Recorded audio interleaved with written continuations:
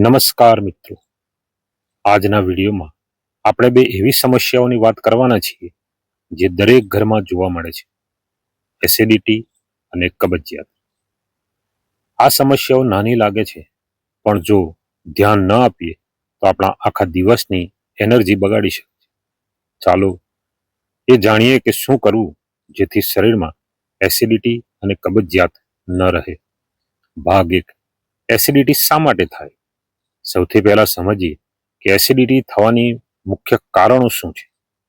તો ખાલી પેટે લાંબો સમય રહેવું, બહુ મસાલેદાર કે ફ્રાય વસ્તુઓ ખાવી, વધારે ચા કોફી પીવી, રાત્રે મોડું જમવું અને તણાવ અને ઊંઘની ઉણપ.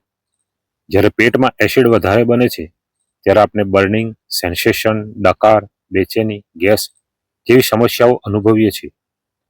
એસિડિટી ન થાય તે માટે શું કરવું? એસિડિટી દૂર રાખવા માટે નીચેની 5 વસ્તુઓ ખુલ્લા મનથી અપનાવો. 1.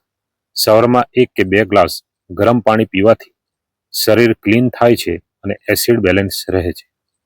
2. મીઠું, તેલ, મસાલાનો ઉપયોગ ઓછો કરો. 3.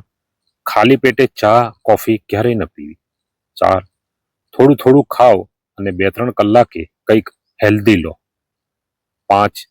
રાત્રે જમ્યા પછી 10-15 મિનિટ ફરવું, જેથી ડાયજેશન એકદમ સારું રહે. ભાગ 3: કબજિયાત શા માટે થાય? કબજિયાત એટલે પેટ સાફ ન થવું.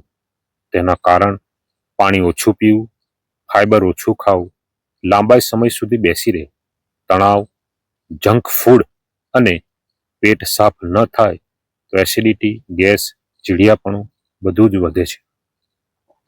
ભાગ 4: કબજિયાત દૂર કરવા માટે 6 સરળ ટિપ્સ. દિવસમાં ઓછામાં ઓછું 2 થી 2.5 લીટર પાણી પીવું. 2. ફાઇબર ખોરાક, સલાડ, ફળ, દાળ, રોટલી, ઓટ્સ વગેરે ખાવું. 3. સવારમાં ગરમ પાણી, લીંબુ પીવું. 4. રાત્રે ભોજન હળવું રાખવું અને મોડું ન ખાવું. 5. પ્રતિદિન 20 થી 30 મિનિટ વોક કરવું. 6. બાથરૂમની હરીફાઈ ન કરો, પરંતુ નેચરલ કોલ આવે ત્યારે જવું. ભાગ 5: ખાસ ઘરેલું ઉપાય. કેટલાક સરળ ઘરેલું ઉપાયો બહુ મદદ કરે છે. સૂંઠ સાફ જીરુંની ચા એસિડિટી માટે સરસ. રાત્રે 1 ચમચી તલના તેલ સાથે ગરમ દૂધ કબજિયાતમાં મદદરૂપ થાય છે. ભીનું અળસીનું બીજ ફાઇબર માટે ખૂબ સારું.